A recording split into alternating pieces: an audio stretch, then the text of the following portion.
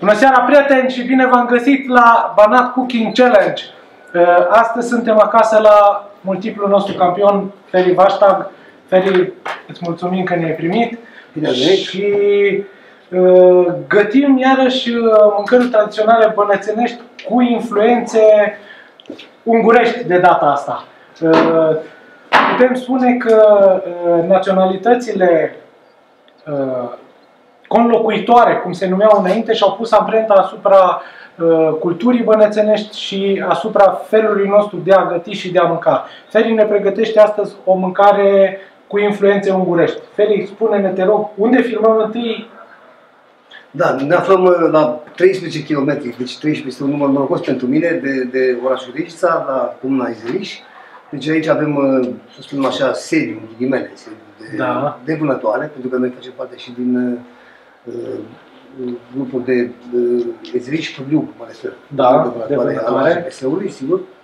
Și de regulă, după orice, nu știu, parte de vânătoare, împreună cu prietenii, cu vânătorii care ne vedem aici, gătim același lucru. Adică mă refer lucruri cât mai tradiționale, pentru că toată lumea la oraș este sătulă de, eu știu, de fripturi și de cartofi cu grătar, exact, zic eu. Și atunci încercăm să facem același lucru, să repetăm și acum. Mai mult decât atât vreau să spun, și bine ai specificat de altfel, că în Banatul nostru montan, eu știu, au trăit pe timpul, mă refer înainte de, eu știu, 89, da. Atâția oameni care se piceau, adică se pricepeau, și mai ales femeile, la gătit, sigur că da. Deci nu putem să-i spunem exact că eu știu, un rețetar unguresc sau nemțesc sau, eu știu, noi îi spunem cum spune mama. Deci e un paprikaș de vită, de carne de mânzat, făcut tradițional, cu untură, pentru că pe timpul Ceaușescu se găsea mai greu uleiul. Da. Eu zic să nu deviem de la exact cum a fost pe timpuri. Deci mie mi-a făcut bucătăria de copil mic, mi-a făcut să mă uit la mama cum gătește și să le producem și vreau să spun că am 90%, dacă nu mai mult, fac cum face mama. Okay. Singura chestie care, eu știu, o punem noi ca noua generație, eu îi fac și un pic de caramel, eu știu, acestui paprikaș, înainte de ceva mai modern, vreau să spun. Dar eu zic că nu-i strică, pentru că dacă să ne gândim, carnea de vită este puțin mai seacă, untura se pretează la fix și sigur, dacă eu mi-aduc aminte, mama punea și în supă, puneau și sare și un pic de zahăr. Bun. Ce te rog eu acum să ne zici, rețeta am înțeles că este un paprikaș de vițel cu gomboți cu prune. Zi-ne întâi în mare ingredientele pe care le folosim și ulterior să discutăm și de modul de preparare. Deci, după cât se vede, deci este un fel de o pulpă de mânzat, care eu sper să se facă destul de repede. Tăiată cuburi mari. Cuburi mai măricele pentru că ea se strânge. Avem ardei capia. Rondele, care el când se fierbe, îi dă un gust extraordinar și lasă un saft deosebit. Untura care am zis mai înainte, ceapa roșie care, părerea mea, la un paprikaș sau la un gulaș și așa mai departe, nu trebuie să lipsească. Pentru că îi dă și culoare, îi dă și gust bun și sigur, avem chimion nelipsit de la paprikașuri, cimbru, foi de dafin, boia de ardei dulce și sigur asta e făcută iarăși de noi. Și ăsta e ingredientul secret. Putem să-i spunem secret, dar nu e niciun secret pentru că cred că în Banat multă lume face chestia asta. Exact pentru tocane și pentru paprikașuri este vorba de ardei gras. Deci nu capia, nu gogoșar, măcinat, dar împreună cu niște ardei iuți, tot roșii, exact pentru chestia asta. Și ele vin dispite în ulei ca să nu se strice. Deci e o chestie simplă, cu sare puțin mai multă și care se pune mai la final, fiind totul fiert, eu zic că ea să un lucru foarte bun. Cum ai spus, ca și garnitură, normal, eu știu, nemții pun nudle, ungurii la fel, nudle și așa mai departe. Noi de data asta facem, să spunem așa, niște găluște cu prune, cum ai spus tu, gomboțile, ai tot pe maghiară, găluște cu prune, pentru că materialul e aceeași, dacă să ne gândim. Pentru că e din cartof fiert, în coajă, strivit, pasat bine, un pic de făină, cu un ou și este cam aceeași material. Numai că noi facem o chestie ca să fie puțin mai, să spun așa, idee proprie. Același lucru este. Și eu zic că este o idee proprie, trebuie... Dar tu ai mâncat așa ceva, deci normal, deci asta când eram copii, asta ne place cel mai mult. Deci mi-aduc aminte pe timpul Ceaușescu, când tata era la serviciu, că lucra la uzină, ca orice om. Da. Și mai erau, să spunem așa, colegi de-ai lui care mai aveau câte un vițel. Nu prea avea voie să tai atunci vițelul, dar declarau morți și așa mai departe. Și atunci câteva kilograme aducea la colegi, bineînțeles, contra cost, la negru, să spun așa în ghilimele.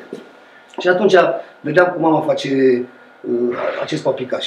Recunosc, nu prea îmi plăcea că carnea fiind mai ațoasă, cum era copii, dar îmi plăcea foarte mult aceste găluște cu prune și cu zeama de la paprikaș. Sunt curios. Ok, începem să gătim și revenim în momentul în care vom pune toate ingredientele pe foc. Ok, am revenit la faza cu preparatul propriu-zis. Ce facem acum? Deci primul lucru, punem zahărul brut, cum am zis, ca să facem un pic de caramel. Acum nu trebuie nici prea mult zahăr, nici prea dulceac să nu fie, numai pentru culoare și pentru un pic de aromă. Îți recunosc sincer, cum ți-am zis și mai devreme, că nu am văzut chestia asta, mi se pare super interesantă să folosim zahăr caramelizat la paprikaș, mi se pare o chestie, de-abia aștept să testăm. Și eu ți-am spus mai înainte, deci asta este o idee proprie pe care am pus-o eu la mine. Deci n-am mai mers tradițional după mama. Deci, repet, 90 și ceva la sută, cum face mama, da? Noi, ca generație următoare, trebuie să improvizăm și noi ceva. Să aducem adăugiri, exact. Mai ales că nu avem noi, eu știu ce, bucătărie pretențioasă unde să fie rețetele bătute în cuie. Sigur. Fiecare își aduce aportul propriu. Exact. Și din generație în generație, noi trebuie să aducem un aport mai bun, să-l îmbunătățim față de, eu știu, de generația anterioară. Da. Corect. Bun, și acum caramelizăm zahărul. Da, începe ca să, exact, nu trebuie ars, că dacă se arde, atunci e amar și nu e bun. Dar exact că trebuie, să fie un roșu aprins. Și atunci va face o reacție cu ceapa roșie extraordinară. Ceapa se moaie imediat Și nu pui uleiul? Sau după aceea. După ce pui ceapa? Da, după ce pui ceapa.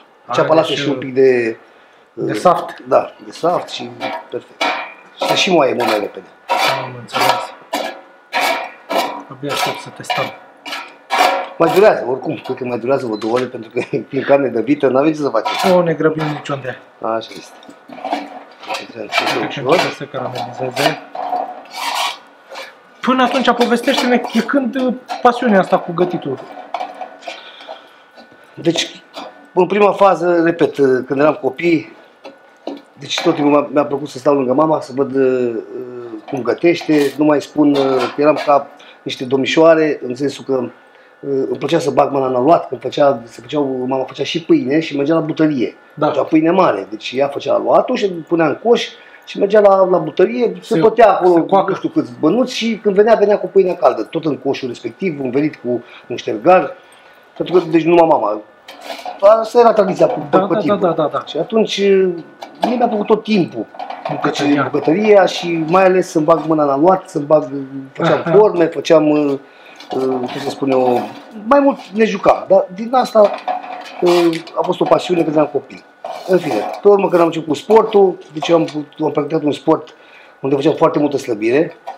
Da, cred că și am plecat. Ce ai făcut. Exact, eu slăbeam câte 10 kg, 11 și în momentul ăla, când făceam sport, deci mă refer 18 ani când am făcut sport, am făcut național. În ce perioadă slăbeai? Deci în 1984 am ajuns la lotul național de juniori și pe urmă, sigur, la seniori am trecut în 87, cum să spun, cu cât avansezi în vârstă, slăbești mult mai greu, pentru că oasele se consolidează. Și pui mult mai ușor pe tine. Exact. Și atunci de-abia așteptam, cum eram tot plecat, așteptam ca să revin acasă, nu știu, pe lună, 2-3 zile, să mă bucur, să spun așa, de prepararea tradițională ce le făcea mama acasă. Deci o sunam la telefon, cum erau telefoane fixe, la mama să-mi faci paprikaș, să-mi faci sarmale, să-mi faci totul tradițional. Și veneam cu o poftă extraordinară, pentru că în momentul când faci sport de performanță nu poți să beneficiezi de aceste preparate. Și atunci asta m-a întâlnit și mai mult să-mi placă și bucătăria și mă gândeam, las să gătesc eu de acum acolo, să pot să mănânc. Pentru că era interzis în ghilimele. Și când ai început să gătești așa susținut? Deci după ce m-am retras din activitatea sportivă, pe urmă, cum să spun, aici avem locația aceasta din 98 la Izeriș, exact ca și la țară. Ne plăcea, mai ales combinată cu vânătoarea, cum să spun eu, cu prieteni, pentru că singur nu poți. Asta e clar. Să gătești numai pentru tine, exact. Nici n-are farme. Și atunci, în acel moment, a devenit o pasiune, ușor ne-am mai... Am furat rețetare, să spunem, și în străinătate, unde mergeam, tot am gustat, o fac când ajung acasă și sigur atunci când faci tu și mai improvizezi și tu ceva, ca să nu fie chiar la fel, mă rog, trebuie să ai pasiune. Scuze, trebuie să punem acum ceapa. Punem ceapa, te ajut? Să-mi spui dacă te ajut cu ceva? Așa. Bun, zi-mi aici cam pentru câte persoane folosești și cam ce cantități de ingrediente ai pus? Deci, de regulă, acum facem, cum să spunem, o toală mai mică, da. Pentru că sunt mai puțin. Da. De regulă facem un ceaun mult mai mare și facem focul jos, adică un ceaun mai 30 de litri, pentru că noi suntem în jur de 20 de vânători când venim, deci după o parte de vânătoare, cum am mai spus, și atunci, fiind mai mulți, este logic să facem cantități mai mari. Și atunci, deci la 3 kg de carne, acum, în momentul ăsta de mânzat, 3 kg de carne, undeva la vreo 700 de grame de ceapă roșie. Da. Și acum, sigur, restul și după gust.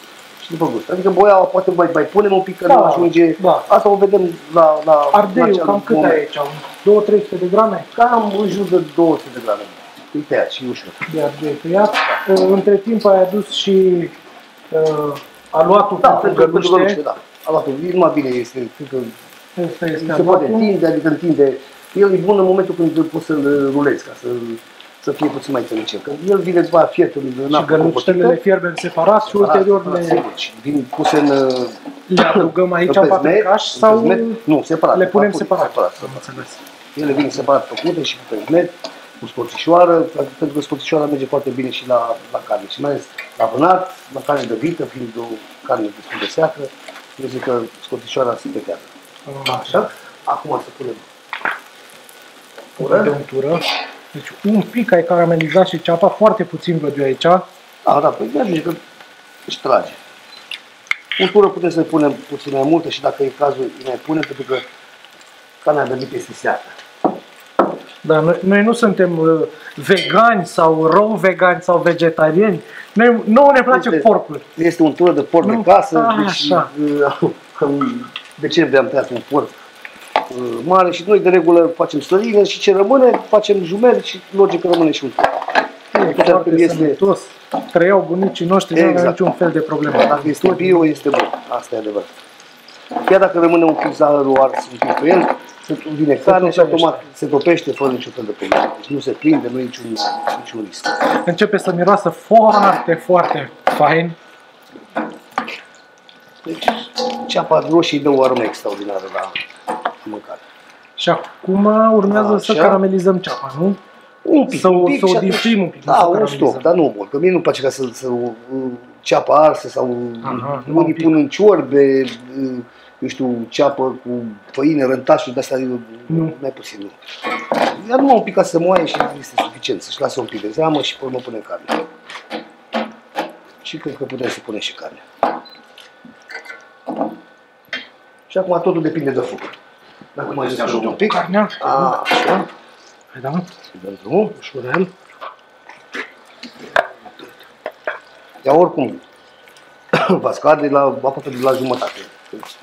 Carnea de vită lasă și zeamă și... Așa.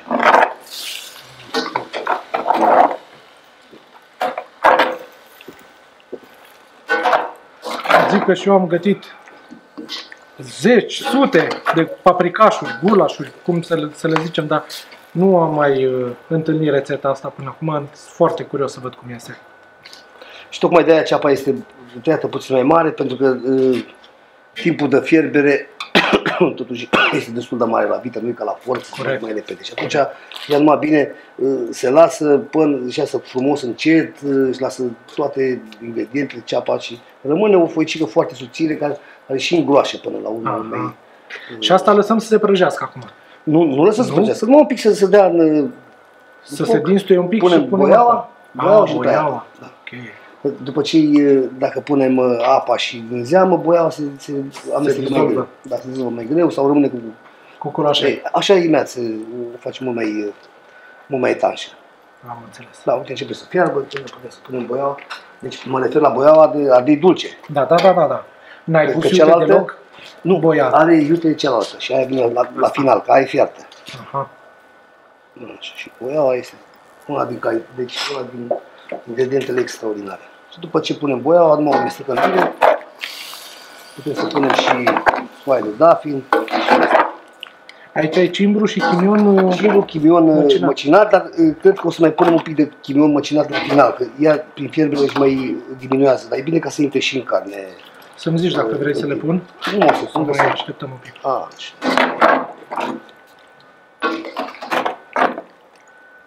Arată foarte rău, să nu mâncați, că nu-i bun deloc. La final. Ia.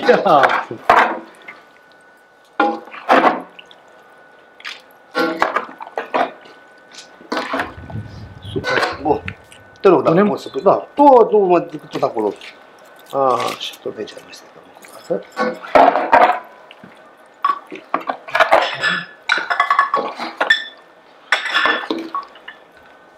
Am întâlnit, am fost la multe simpozioane de vânătoare în țară, nu la noi neapărat, că am înțeles că se va face și la noi de curând. Deci AGPS-ul nostru care a fost, dar a fost la Baiurea, la Constanța, a fost la multe locuri. Da. Și de regulă, deci asociațiile județene de vânători și pescari fac ceaune.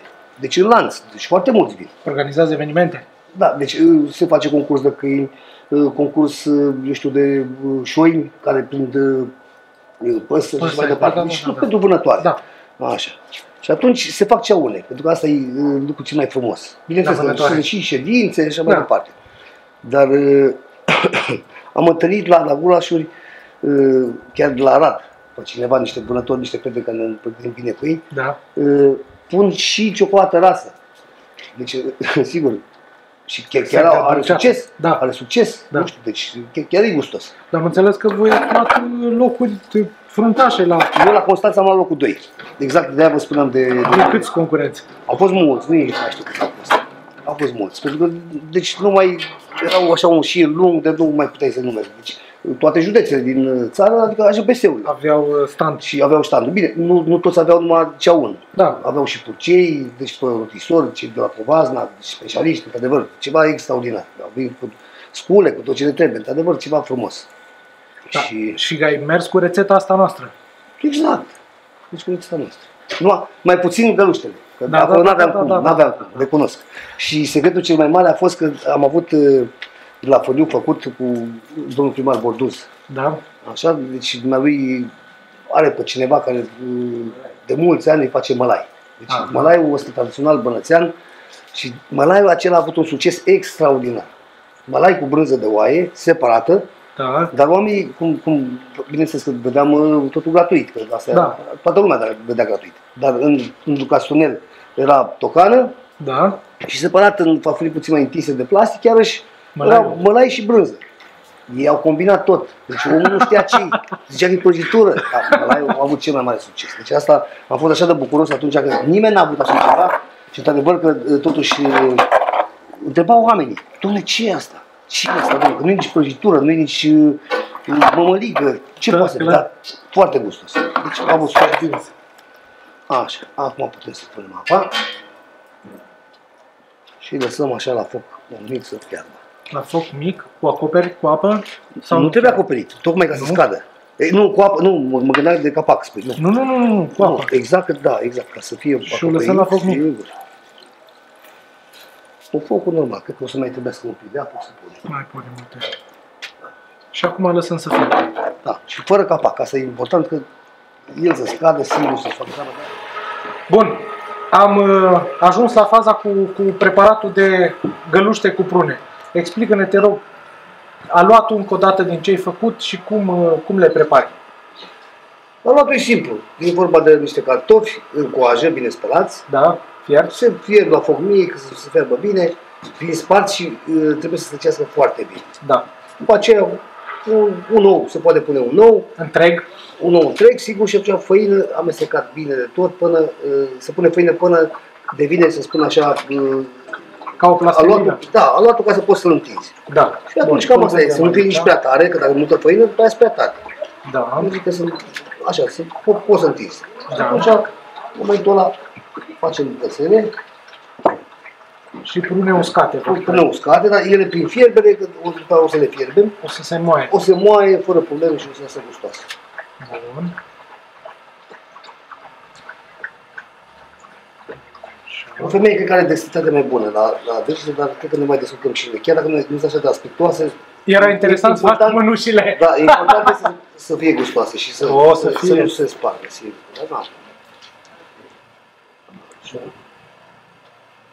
Bun, să mai facem una să ne lămurim. Oricum, foarte, foarte interesantă combinația.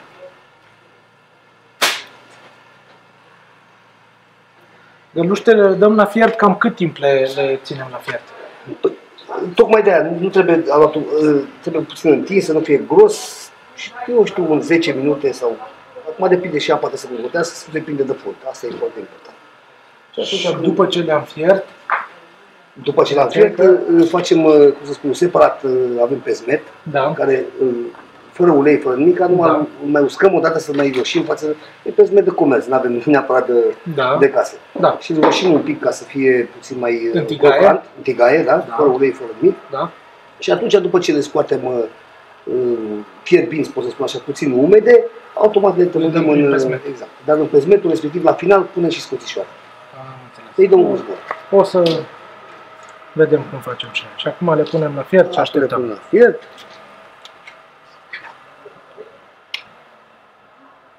Super. Bun, am ajuns la final cu paprikașul tău. Ce mai facem acum, Feri? Deci, după cum se vede, cum am zis la început, nu este gulaș, este un fel de între ele. Deci este un fel de paprikaș, dar, cum să spun eu, fără zeamă mult. Așa, și acum la final, exact, punem ardeiul care este făcut deja, destuit de asta toamnă, care durează un minut numai pentru gust, ca să rămână cât de cât andente. Da. Să vedem. Cam jumătate de borcan. Cred că ajunge. Că e destul de sărat și atunci îl lăsăm numai un pic să-l prindă bine. Da.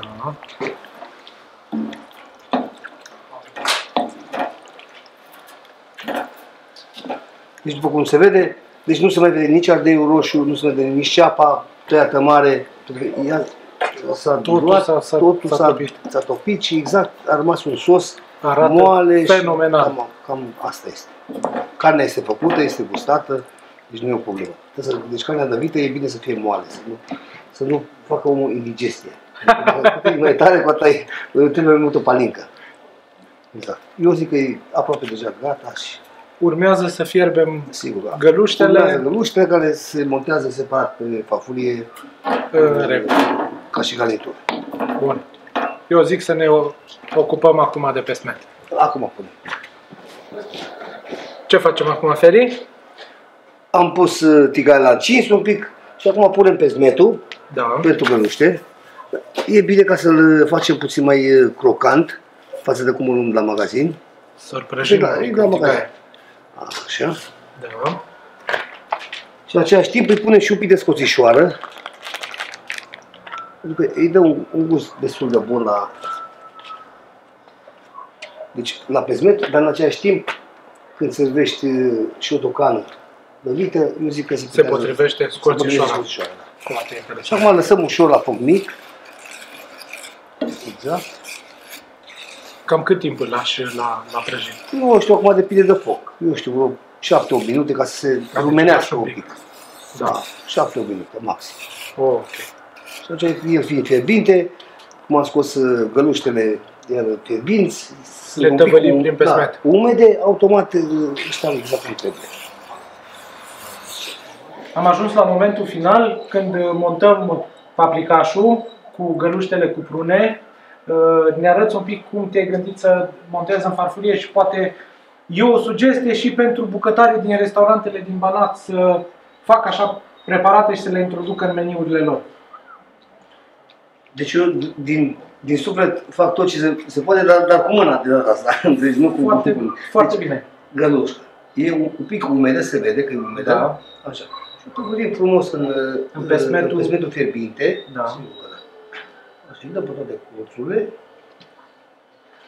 cam fierbinte un pic, dar nu contează. Deci, normal, la țară merge cu mâna. Da. Te părți cu mănușe, cu nu știu. Noi stăm la țară asta. Exact. Noi vorbim de tradiție. Așa. Nu știu. Poate că la design nu suntem chiar specialiști, dar în orice caz, eu sper să fie gustos. Arată oricum, arată foarte, foarte bine. Și nu este ceva deosebit de, nu știu, de greu. De greu. Bine, care un pic elaborată, dar e ceva deosebit ce nu găsești oriunde. Și eu știu de la mama mea, că ea, săraca fiind casnică, avea tot timpul ca să facă de mâncare familiei. În ziua de azi poate să mai schimbat.